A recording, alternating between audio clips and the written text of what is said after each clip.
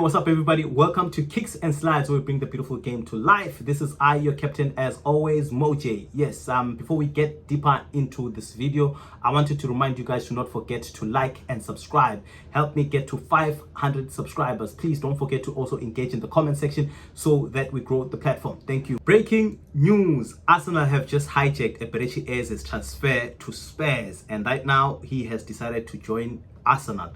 It is reported by Fabrizio Romano that Arsenal agreed deal to sign Eberechi Eze from Palace.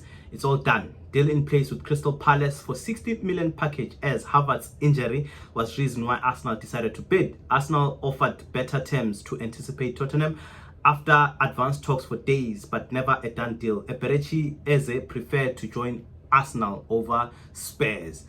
Whew. As a Spurs fan, I think this one will hurt. This one will hurt because of how much progress you guys have been making. I mean, given their game against PSG, which they lost obviously in the dying minutes, and also how they opened their Premier League campaign with the win against Burnley, you would think they were thinking, right? That's what they were thinking, and at least that's what I was thinking too, that, you know, when they now bring Eberechi Eze at the club, there's just going to be so many good moments together. And right now, as you can see, Arsenal have decided to bid, and it looks like he is going to be going to Arsenal. But what does this say for Arsenal? This is a statement. This is a statement from the management. And if come end of season Arsenal does not win, I don't know, man. I don't know what's going to happen to Arteta, because it looks like it's going to be really serious. These guys have really supported him. These guys have really went in out to make sure that he brings the type of players that he believes they can be able to help him move the club forward, or move the club to actually bringing in a trophy after so many years at the Emirates. Now, obviously, Kai Havertz has gotten injured, and with his injury, I think Arsenal fans can say, you know, that that also put them at second fiddle. It should have. I mean, if you are to gun for the Premier League, one thing you don't want is for your players to get injured. You don't want that, because it impedes the progress. It impedes the progress. So with him now out, and you guys are lucky that it happened while the transfer window was still open, so you are now able to cover your tracks, and this is exactly what they do, and they bring in a player that knows how to score. We have seen, you know, what he did at Crystal Palace. There's nothing new that he offers. You know, everything that you can think Arsenal needs, he has that. He can drive forward, he can run past players, he has the physique, he has the stamina, he has the energy. He's gonna give you guys those he's going to attract players to him, and once he does that, obviously he's gonna open up whatever defense the opponent has, you know. So this is good for Arsenal. In fact, Arsenal's defense is very solid. We saw that against Manchester United. Now, when you have players like Eberechi Eze, you are also set. You are also set. And I mean, like I said, with my Premier League end of season prediction, Arsenal are by far the better side. And also yesterday at the PFA awards, you had also Salah reiterate the same thing, you know, that the players have been together for longer, like 5 years they've been playing together. And even with the additions they brought, there are not too many that makes everything all difficult to gel. You know, they've been together and they're not really adding too many people. It's just Zubimendi, it's the striker in Gyökeres. Obviously, Eberechi Eze too will get his time. It's not like he's just going to swiftly get in. They're just going to play with him. They're just going to play with him. They're going to play with him until he understands the system and he goes right through it. But with Liverpool, it's different. Yes, I know they're second. Yes, they brought in the best type of players. But you look at the players like Wirtz, how difficult it was for him in his first game. Although, you know, you can see that there is a player there, but it took him time, or it will take him time. It will take him time. With that game against Bournemouth, he was just nowhere to be seen. And this is the type of things that we talk about. Yes, Ekitike has hit the ground running, but with Wirtz, someone who you expect to open up spaces, someone who you expect to create where Liverpool's maybe 70% of goals are going to come from, he's not hitting the ground running, and that's going to prove very important in going for the league. And that's where I think Liverpool are going to run short, and also their defense as well. So there's just a lot that, in my opinion, makes Arsenal favourites. And now with the addition of Eze, they are through with it. They are through with it. Now what remains is just for them to play football and make sure that they win games. After they do that, then the Premier League is theirs. I know it's easier said than done. It's easier said than done, but they are going to need to put their minds in it. They can do it. Finally, they can do it. And if they don't win this season, Mikel Arteta, if you don't win this season, my friend, I am afraid for you. I am afraid for you. After they've done so much for you. But also, come to think of it, I don't think it's also the wisest idea if they were to sack him after having, given him so much. They can't. Because now, if you sack him, you bring in someone else, he might not want the players that you guys have, not all of them at least. And with that said, it might prove costly for them. So them just sticking with Mikel Arteta and sticking out their necks for him is both frugal and also the best thing to do. So I think they'll stick with him, even though maybe he doesn't win come end of season.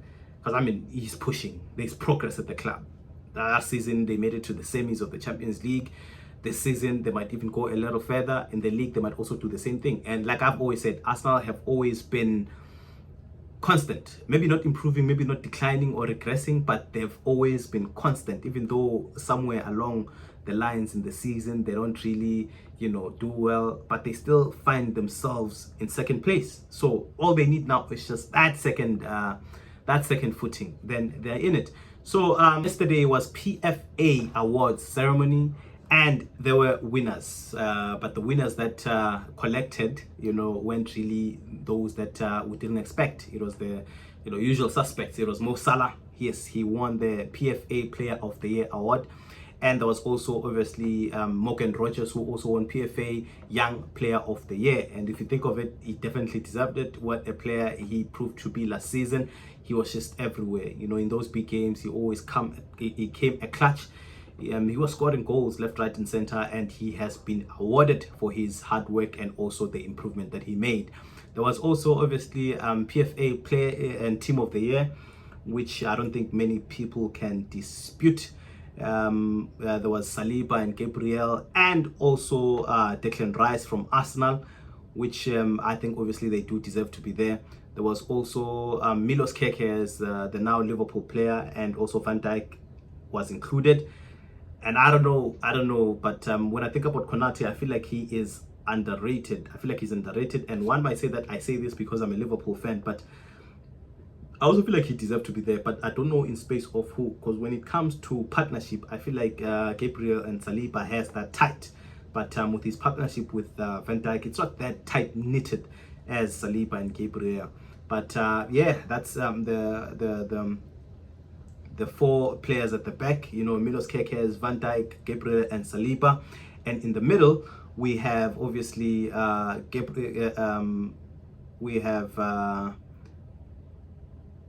Ryan Gravenberch. Yes, we have Ryan Gravenberch, we have Declan Rice, and we have McAllister too. They played very well. I mean, Ryan Gravenberch and McAllister, they were pivotal in Liverpool, going for that league title. There were times which it was hard, but there were moments where Gravenberch, would just appear from nowhere and give an assist or a creation for a Liverpool to get a goal when it was difficult. The moments where he would break up play, the moments where he would just, keep on attacking and feeding off the forwards. So he deserves to be there. McAllister as well. What a wonderful player he is, an addition to the squad. I don't think we would have been where we were or where we are if it wasn't for him. So kudos for him for that. There's also obviously Chris Wood as a striker. He played very well, scored so many goals last season. I don't think he has ever scored so many Premier League goals in a season. He did that, and he has been awarded by a space in PFA Team of the Year. There's also obviously Salah, the man who deserves to be there, who played very an important role for Liverpool last season, getting the goals that he did, and also the assist. Had it been not for him, I don't think Liverpool would have been there. So many players, in fact, when you look at this Liverpool side and think, what, had they not played, had they not, pulled up their socks, Liverpool would not be here. And Salah is certainly amongst those players and actually, leads that company. And also, who else other than Alexander Isak? Yes, Alexander Isak also got a mention. And also, he surprised most of us by the Twitter. It was a Twitter post that he put out, explaining his reasons to want to leave. That Newcastle were not truthful and that they did not keep the end of their bargain, and for that reason alone he wishes to leave. And also now Newcastle had to remind him who they were, that they are his bosses, and they told him that, no, what, you are contracted with the club, and there's no point in us obviously, you know, giving you a new contract while you still have a contract with us. There is no point in that whatsoever. And while you are contracted to us, you are obliged, you know, to take your responsibilities and play for this football club. We told you we're not going to sell you because you are very important and integral to our plans, you know, to ensure that the club moves forward. And for that reason, you are going to play for us, and we have no intentions of selling you whatsoever.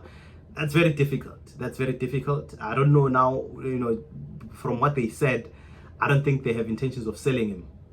And it's going to be difficult because Liverpool needs a striker. What's going to happen? Are we now going to go with the Ekitike and hope that next season he's available and we can go for him? Do we then now switch our, you know, our eyes to Rodrigo? Because I mean, we can and we should, judging on that Savinho is no longer going to Spurs. They're deciding to keep him, and also maybe they might change now, you know, their interest in Rodrigo. That means he's available, and yesterday Madrid played and they didn't play him. Obviously he is not happy one bit. So what's going to happen? Are Liverpool going to go for Rodrigo instead, and maybe if possible go for Isak next season? That also, you know, remains to be seen. That is something that we will see when the time comes.